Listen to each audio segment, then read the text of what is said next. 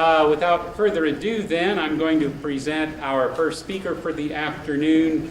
Keith Hall from the University of Pittsburgh is going to discuss the contributions of Bob Eischens.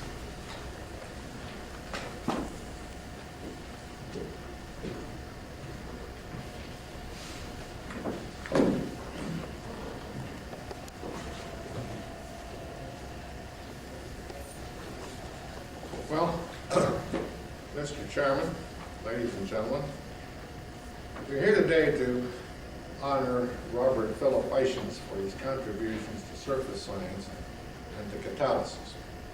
It's my pleasure to participate since I've known and worked with him in various capacities, profiting from these interactions for almost from the beginning of his career.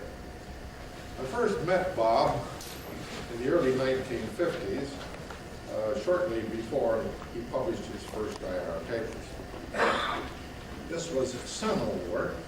In 1949, when Bob joined Texaco, calculations had suggested that it would not be possible to obtain IR spectra of adsorbed molecules, at least not from metal surfaces. The problem being, of course, getting enough oscillators in the IR beam and still having sufficient transmission. But Bob went ahead anyway, and it was partly for this courage that we honor him here today. At this time, he became the sole practitioner of this art. 10 years after publication of his first paper in 1954, there were already over 50 laboratories engaged in such studies, and hundreds more have followed since. Therefore, I was not surprised to hear that PerkinElmer was helping support this program, since they were one of the people who profited financially from his work. I remember when he made his first presentation as a speaker at the Gordon Research Conference in catalysis. We all came away elated. We thought that now we had a tool by which we could identify intermediates formed in catalytic reactions and perhaps study them in situ. And so in 1964, 10 years later, when I became chairman of this same conference, with some help from NSF, I managed to get together 50 or so of the principal investigators from all over the world to review the developments in this decade of progress. This conference tended to put things into perspective. Bob served as the discussion leader for a session emphasizing controversial issues, which led to some lively discussion. It happens one of the organizers of this symposium was one of the participants in this discussion. And so, Bob, I think now you can feel that all is forgiven. This afternoon, 30 years later, I want to show you a few of the things that Bob initiated that have led to major advances in our understanding of catalytic phenomena. But before getting into all this, I want to make sure we all know whom I'm talking about. On the first slide, will somebody turn the projector on? Or do I did. Just punch the forward button. The forward button. Okay. I have his picture. Now, this was taken a while back, in fact, quite a while. This shows Bob as he appeared at Northwestern to do his PhD work. Bob was a Midwestern farm boy who had made good in his baccalaureate work at UW-Madison, and he came to Northwestern to join P.W. Silva to do studies on magnetism from catalysts. And it has sometimes been said that this contributed to the development of his personality. The next slide was taken at Beacon's laboratory. It shows Bob and Bill Pliskin with their infrared spectrometer, And I think if you look in here, in this region here, you see the sample cell, which I'll show you more in detail later. But you can see one of the contributing factors to Bob's success. He always kept his nose close to his work. The first experiments were made with supported iron. This was a natural choice because the Fischer-Tropsch synthesis was at that time in vogue. And this turned out, however, to be an unfortunate choice, I understand, and was a bit discouraging. And so you might notice the look of rather grim determination on his face at this point in time. But then they decided to try carbon monoxide adsorbed on supported platinum and nickel, and my goodness, we had immediate success. You see the change in expression on his face. So,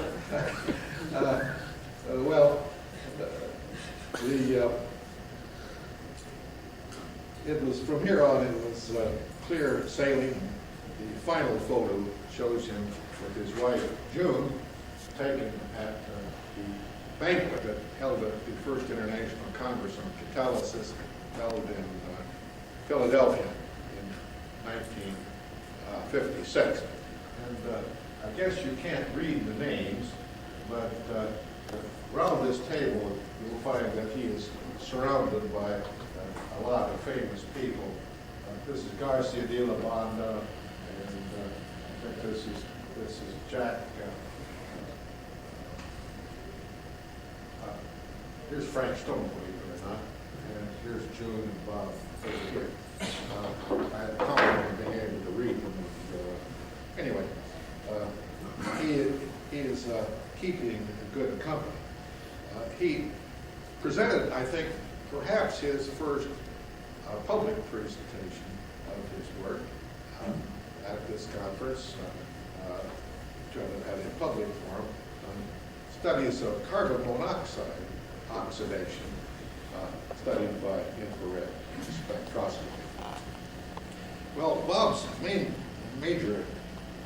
first major accomplishments was the demonstration that meaningful IR data can be obtained from molecules absorbed on surfaces, and the development of techniques suitable for this purpose. His spectrometer was one of the first commercially available Perkin-Elmer instruments, and it was made to record spectra photographically. It was a little bit clumsy technique. The chopper, which made possible strip chart recording of spectra, was invented at Beacon and added to the spectrometer, as was a method for the subtraction of background, so you could separate the spectra of the adsorbed species from that of the support. And these became standard equipment on the newer spectrometers. The other major advance in technology, the Fourier transform instrument, was developed by one of Bob's collaborators, Ralph Lowe, who I'm sure was introduced to the problems in IR spectroscopy while working with Bob. The IR cell, which Eischens and Pliskens devised, is shown on the next slide. It's interesting to note that way back in the early 1950s, they have a cell here that can be heated to various temperatures. The catalyst is distributed on this calcium chloride plate in the middle of the cell, where it can be heated. Gas can be flowed over the catalyst, either for pretreatment or for chemisorption. And the light beam goes through and is collected by transmission. In the early uses of this, fine powder was distributed on this plate, and later it was discovered that pressed plates work better and could be used in the stand-up position, which is more amenable to you don't have to make so many modifications of the spectrometer. But you might call this the granddaddy of all the infrared cells that have been devised since. The only capability it didn't have, I'm sure this could have been added if somebody really wanted to, was to record spectra at sub-zero temperatures, which is necessary for some weak absorptions. Well, in the allotted time, I can't cover everything. You can focus that as the thing in the center of that push. Yeah? No. You're, when you push things. Oh, this thing here. Yeah, the center of that, you can focus that. That's right. Well, anyway. Okay, in the allotted time, I can't cover everything that deserves to be said, but instead I want to call your attention to a few of his findings that open new doors for research, and then show you some of the consequences. And I hope that in this way I can give you a true picture of the impact of his work.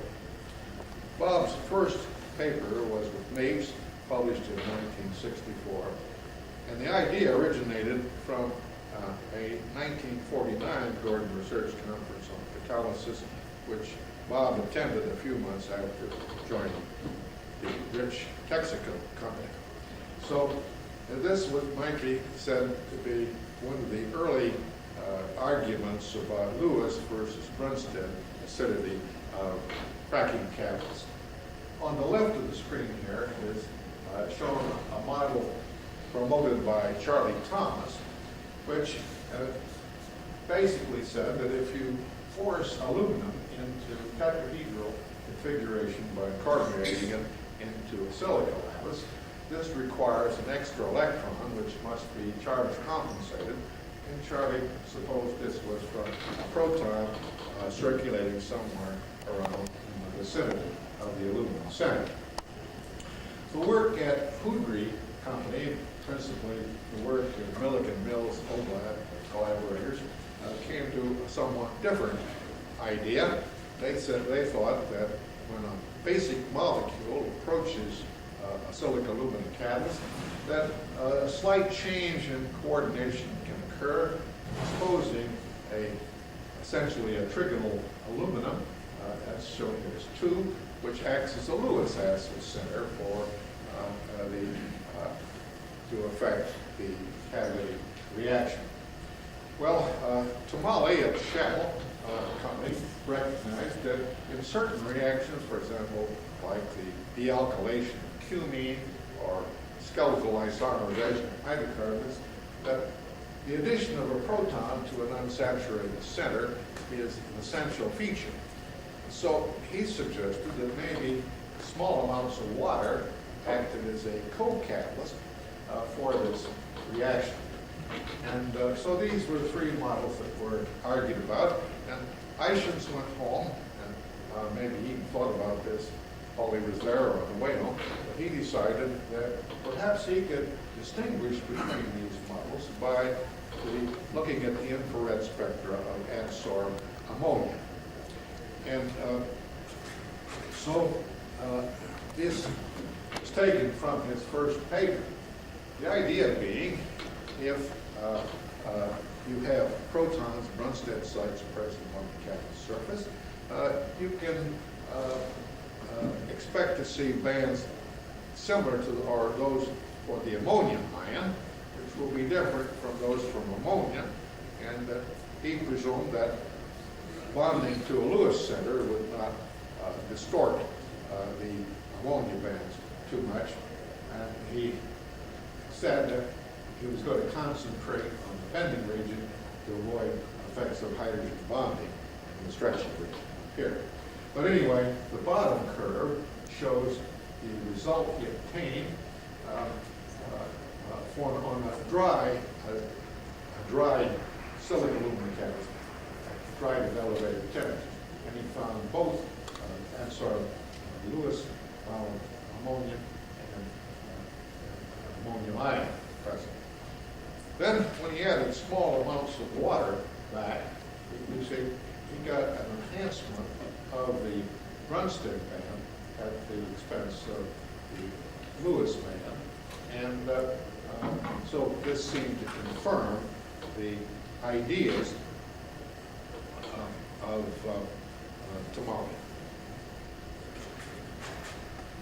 Well, it took another 10 years until the hydrogen zeolites became available before the true nature of my Bunstead site became evident.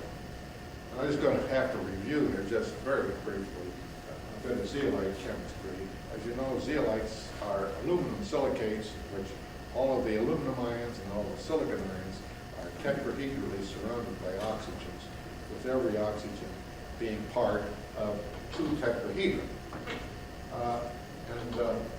Thus, the lattice, the zeolite lattice, must take on a substantial negative charge equivalent to the number of aluminum centers you have, just as Charlie Thomas had said some years before.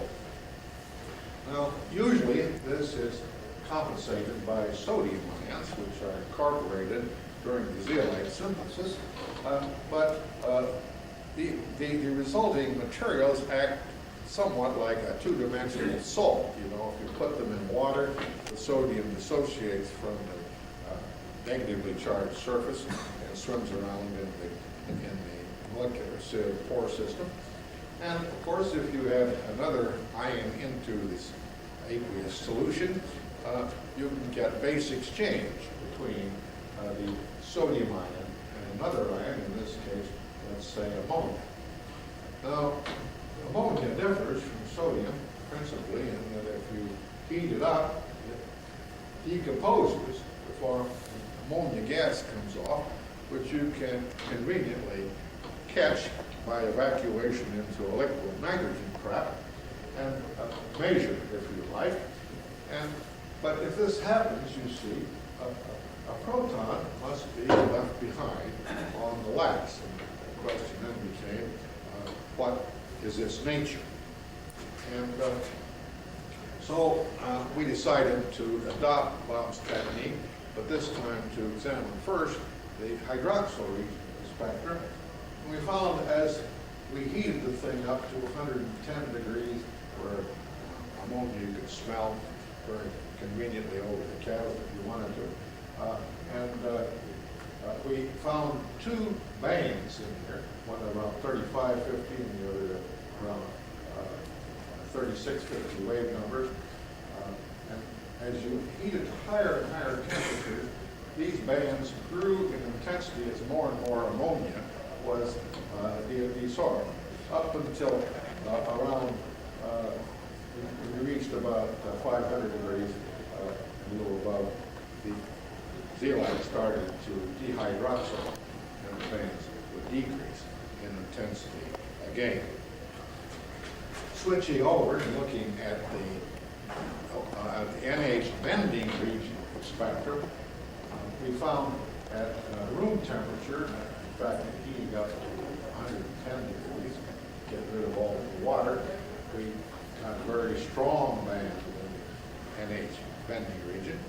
And as we heated it up to 230, this band weakened, and by the time we reached 290, all evidence of ammonium ions was gone. But if we then added back the ammonia that we'd taken off and allowed the system to cool back to room temperature, this band would reconstitute itself. And thus, we see that these hydroxyl groups that are introduced when the protons are freed are acid sites in that they will protonate strong bases like ammonia. And as a result, the question then came up, what happens when you have a much weaker base where you form metastable ions, as you do in many hydrocarbon reactions.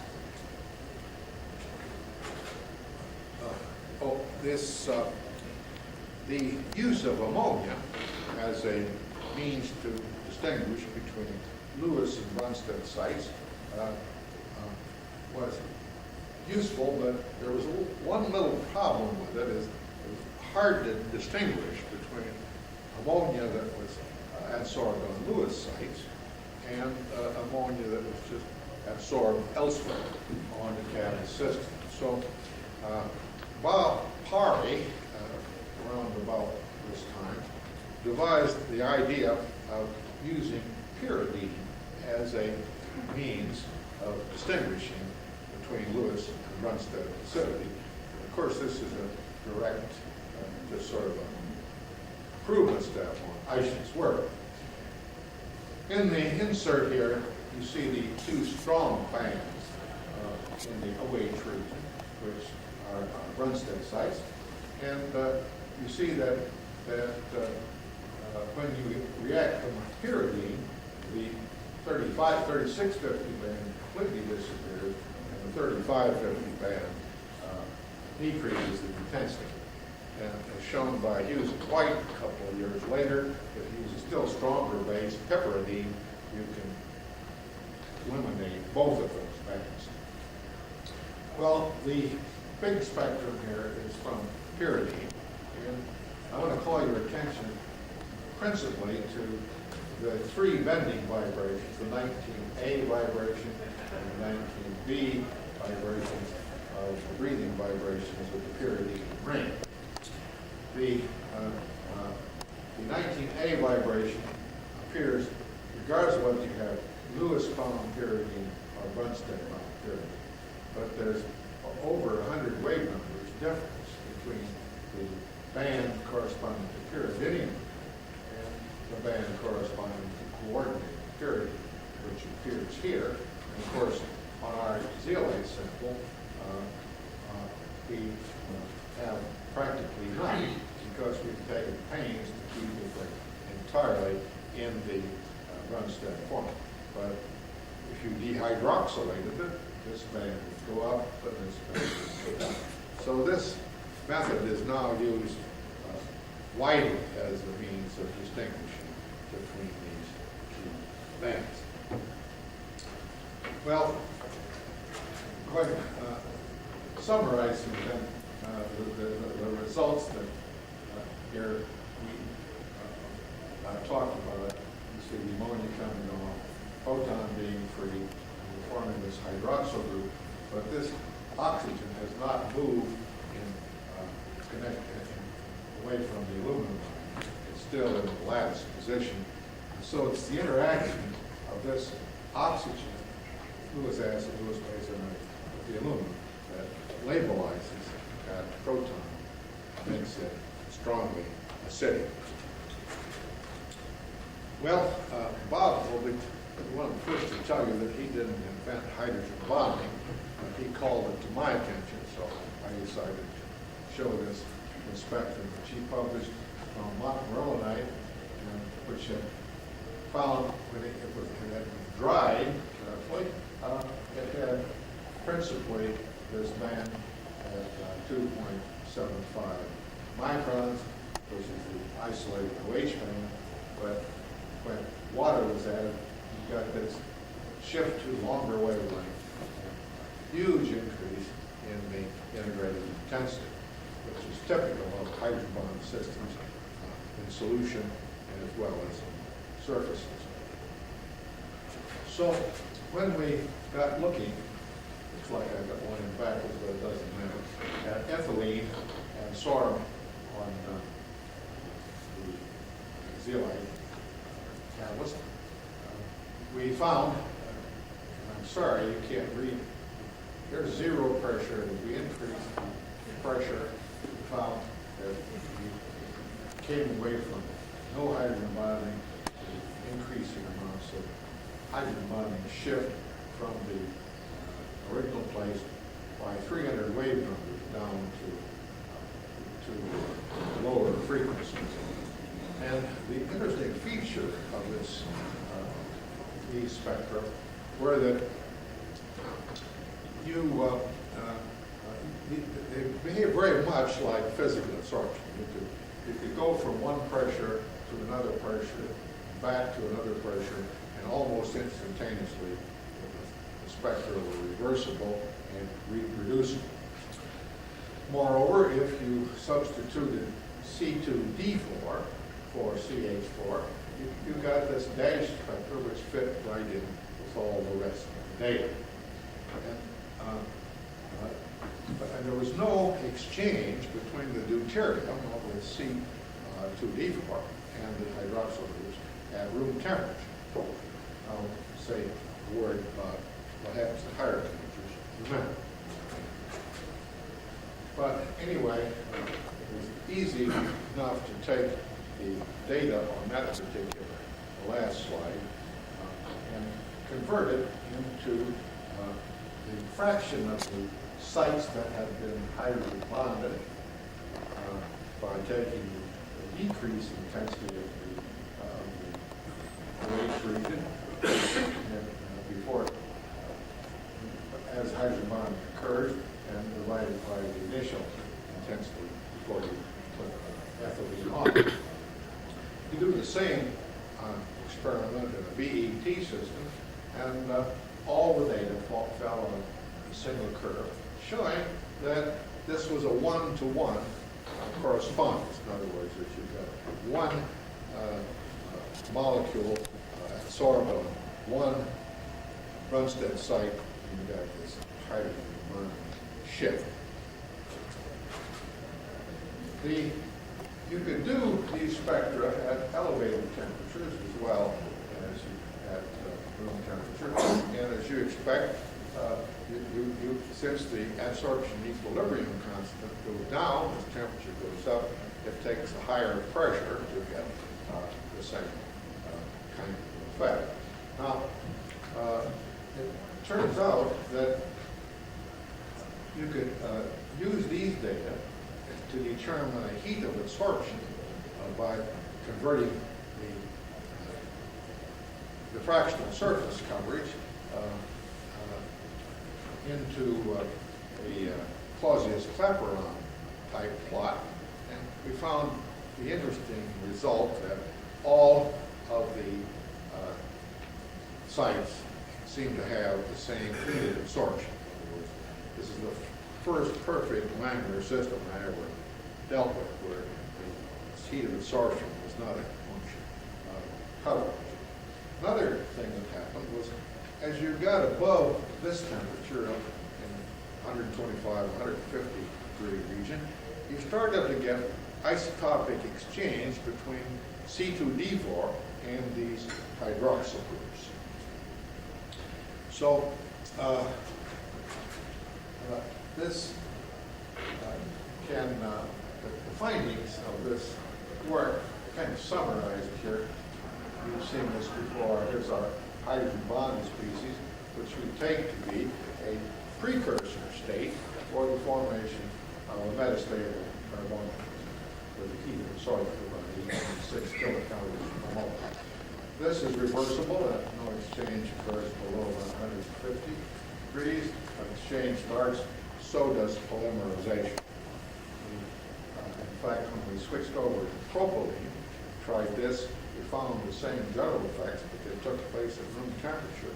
But then if you let the system sit overnight, we had discovered we found a new means of evacuating the system, since the propylene had polymerized to molecules big enough they had essentially zero vapor pressure.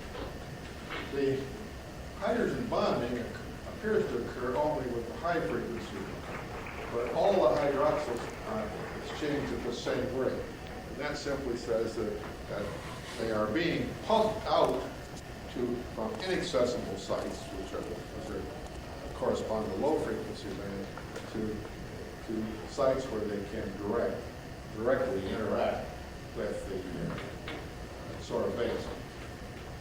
And then the mechanistic picture one gets is you get this precursor state, hydrogen bonded, which undergoes an activation energy to form a metastable carbenium ion. And this is deuterated, and this is not. When it comes back this way, you can get an exchange of ethylene. On the other hand, if another molecule of ethylene contacts this while it's in the activated state that can dimerization, trimerization, polymerization can occur.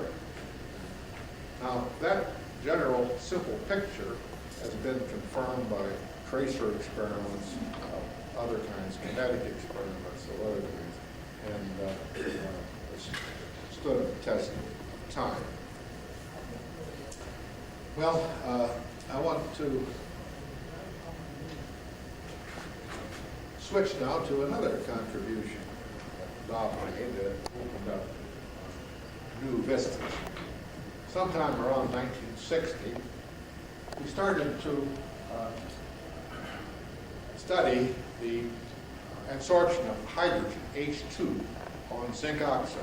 I'm not sure how he happened to pick zinc oxide, but it was a good choice because he found that the molecular hydrogen associated heterolytically on the zinc oxide surface to form an OH band having an infrared frequency in the 3500 region and a ZNH band which has coming in around 1710 wavelengths.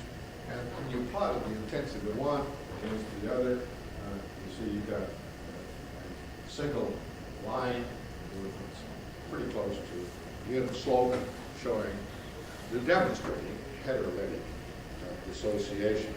And this was the first time we knew for sure that on oxides, at least certain oxides, basic oxides, that the dissociation is heterolytic and homolytic in some fashion, reductive or oxidative. Okay. Now, the next slide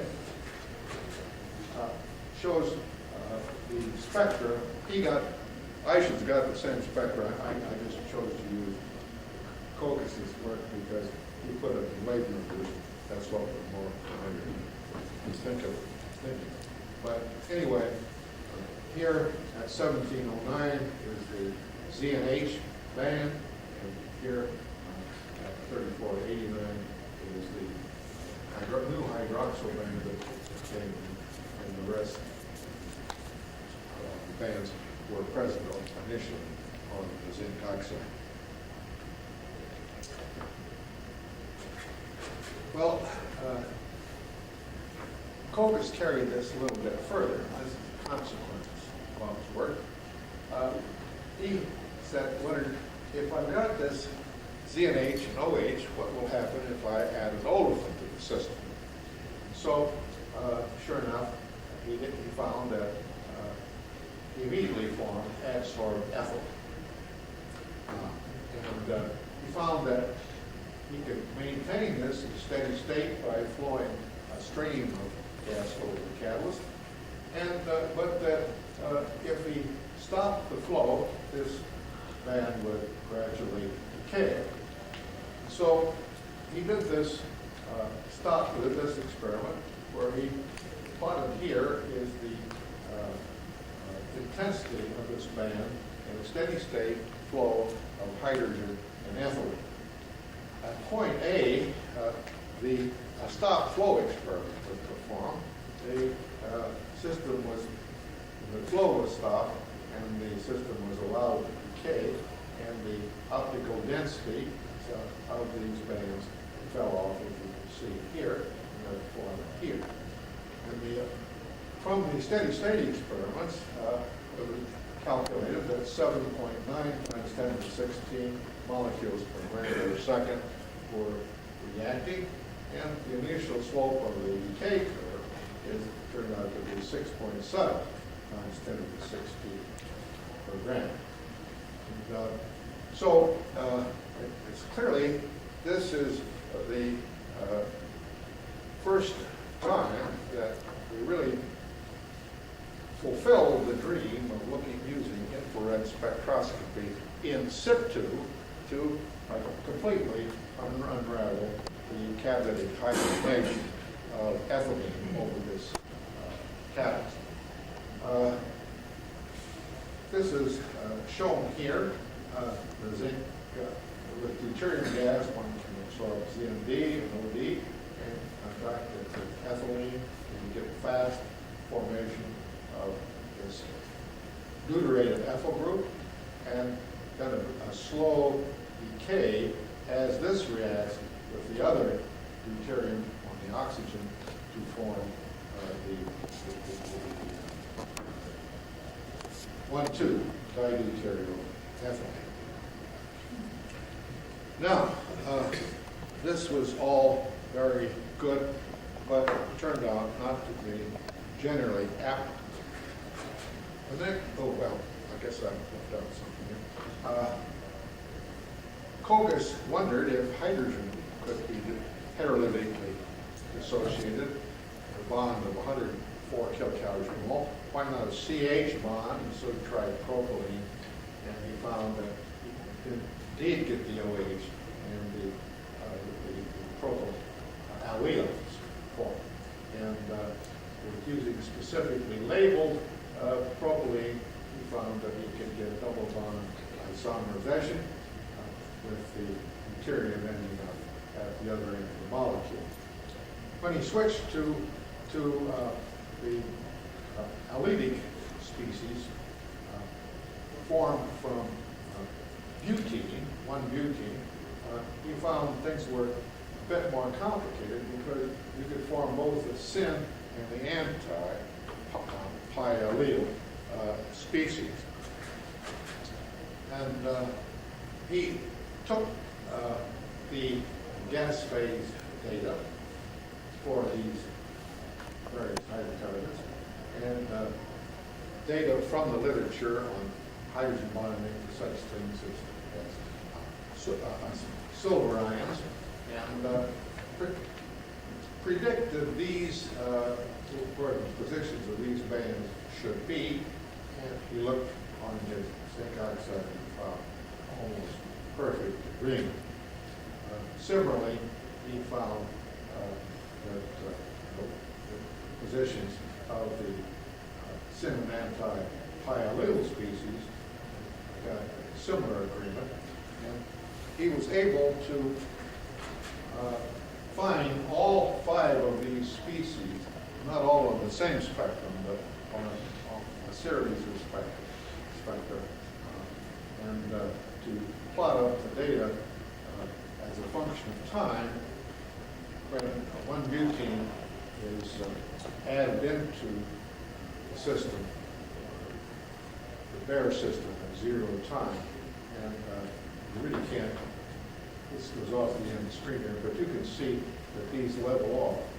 The thing I want to focus your attention on is this is the cis-pi and this is the trans-pi species that you get from 1-butene.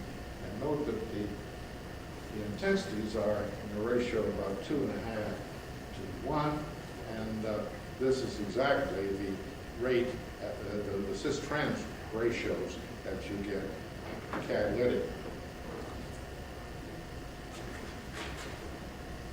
Now, as I said, this was all very nice, but it proved not to be generally true.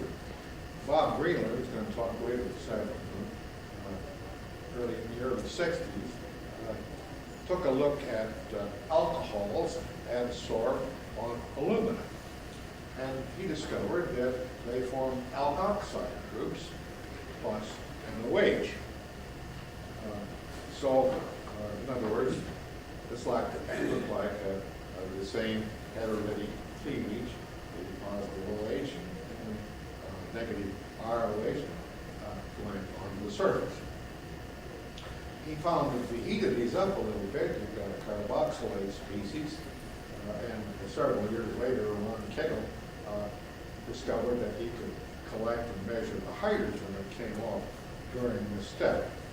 Now, if you had no data but these, you would decide that alumina should be a good alcohol dehydrogenation catalyst. We all know that is not true because alumina is the classic catalyst for dehydration of alcohol. So this is an early example of what has become known as spectator species. these are the species that form because they're the most stable, most likely things to hang around so that we can see them. In fact, it points out that the zinc oxide work was successful because zinc oxide is such a poor catalyst that the rate determining step is the desorption of the product from the surface. Well, Bob is probably best known for his work in the supportive metals alluded to earlier. I'm only going to touch very briefly on this subject because several subsequent speakers are, I'm sure, will illustrate adequately the consequences. And as I said before, the problem is simply getting enough oscillators in the IR beam and still get sufficient transmission using this kind of spectroscopy. Reflection spectroscopy came along later and partly solved this problem. But anyway, I wanted to show you, let's take this, as I've already said. Anyway, I wanted to show you that on several metals, copper and platinum, we got mainly a single sharp band above 2,000 wavelengths. And this is in the carbonyl stretching region. So Bob assigned these to linearly bound carbon monoxide on single metal atoms. With other metals, like nickel and palladium, he found sheath magnets, the strongest magnets, were down around 1,900 wavelengths. And this is in the acetone region, and so he assigned these to bridge bonded to 2 or 3 metal atoms. But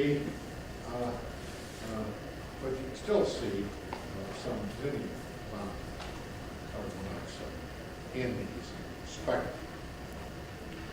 This work was published also in 1954 as a letter to the editor, and I'm sure Bob must have been greatly elated since his first experiments with iron didn't work out too well. He'd be able to come back and say, well, I told you so. The next slide here just indicates that the support makes a lot of difference. Bob made this point back in 1960. One might call this one of the first examples of the SMSI effect that caused workers in this general field so much endeavor during the 1970s. Strong metal support interaction effects. And, well, I couldn't stop without showing you this picture where Bob exposed these metal surfaces to hydrocarbon, in this case ethylene, and in the absence of hydrogen, we got kind of an uninterpretable spectrum here. But as soon as hydrogen gas was added into the system, these strong CH bonds popped out. And this turned out to be a reversible phenomenon and certainly suggested a lot to us about the kinds of reactions that hydrocarbons undergo on metal surfaces. Certainly, we all are aware of the great influence of this kind of chemistry in such things as the hydrogenation of ethylene over metal surfaces. So, my last slide, I think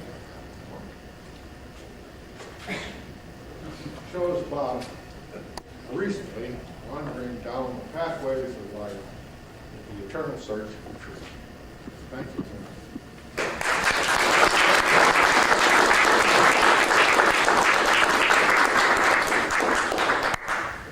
We still have time here. I'm amazed that Keith left us time for discussion, but he did. And so we would be pleased to hear comments and questions of Keith about the early days, of which he is an expert.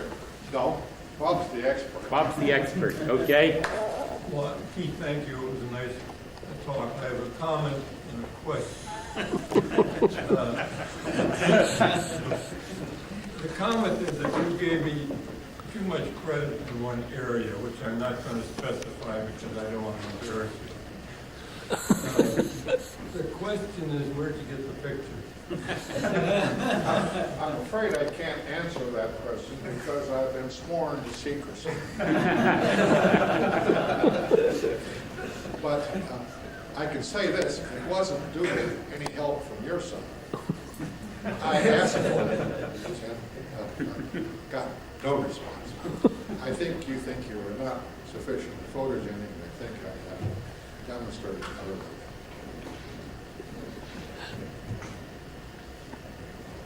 Norman. Can I ask Bob a question? Sure. Well, you said, Keith, that it was an improvement when you made press discs and then you would put them vertically in the beam. Now, that was really a convenience rather than an improvement, because later on we found the problem was with the press discs that there were diffusion limitations on rates of reaction. But what I wanted to ask Bob, was that actually a loose powder on there, or did you sort of stick it down by evaporating it from a solution? We started with a slurry and just let it settle. And that was for the ammonia work. At the later intermediate stages, we worked with sort of a pressed powder on the salt, but it wasn't pressed under hot, it was just under manual pressure. And obviously the pressed discs were a big advance, which one of our technicians tried it without any of our stimulation, because in those days he used to make pressed salt, he'd take the catalyst and set it with salt. And so he had that pressed thing, but they kept breaking apart, so we never really tried it. And where I first learned about the technique was in the paper that was sent to me for review. And then Michael Hare and my other couple. But it actually was a big improvement. I don't admit to the diffusion problem. Well, it depends what you're studying, whether the diffusion is a problem or not. But can I, usually your papers are absolutely crystal clear. It wasn't that, but once we had difficulty, you got differences with ethylene or nickel, whether it was hydrogen colored or hydrogen depleted or whatever you like to call it. And we couldn't get those differences. So we said, we're going to repeat Bob Eischens' experiment. And we did. But of course, we did it actually with a powder. Because it wasn't clear from your paper that it wasn't a powder as such. And you saw all sorts of interesting phenomena. You absorbed the hydrogen on it, and you tried to desorb it, and it boiled. And the catalyst flew all around the cell. Yeah, John. Keith, you touched on an issue having to do with the spectator species as seen often in infrared measurements of this sort. And I think one of our distinguished colleagues who's not here today even said once that if you could see the species on the surface, it certainly can't be catalytically active, whether it's concentration or for some reason. Would you care to comment on that, given the nature of this scenario? I think that's usually the case, John, but it's the exception that proves the rule, you see. And zinc oxide, you certainly can unravel the whole ball of wax, as I tried to demonstrate. Okay? And because you're not confronted with a species which is very facile and low in concentration, which is the normal case for a good catalyst. To accelerate rate, the intermediates can't be too stable. Okay. That's why I said in the case of zinc oxide, The reason you could do it is because zinc oxide was really a rather poor catalyst, and the desorption step is the slow step, and so you can see the intermediates.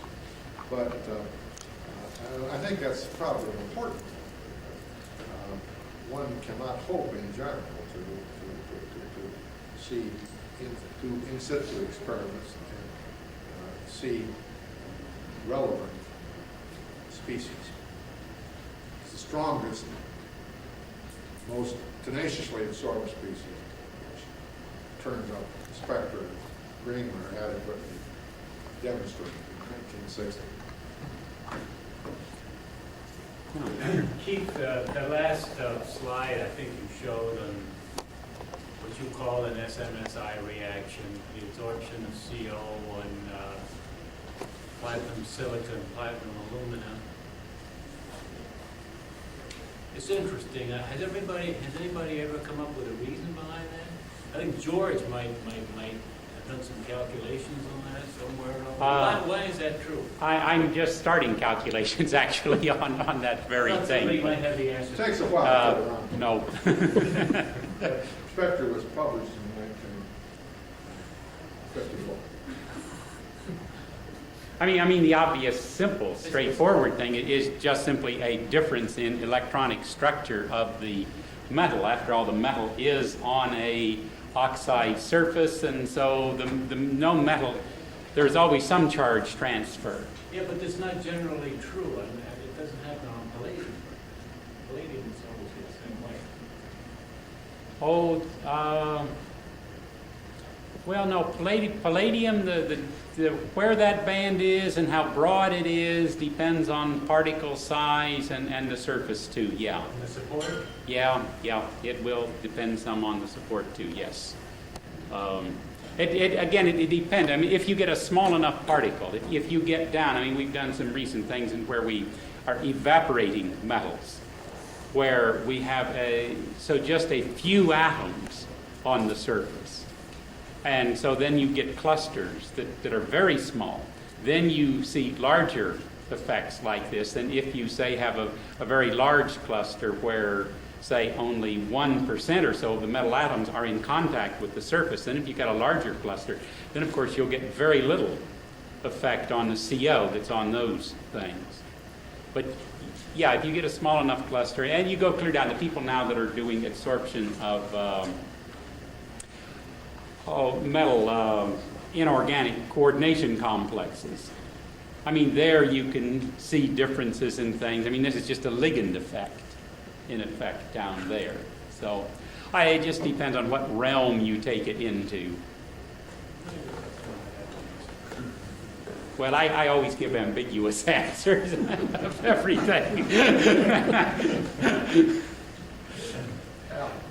Just out of curiosity on that point, platinum aluminum versus platinum silicon, were those two samples of identical particle size distribution?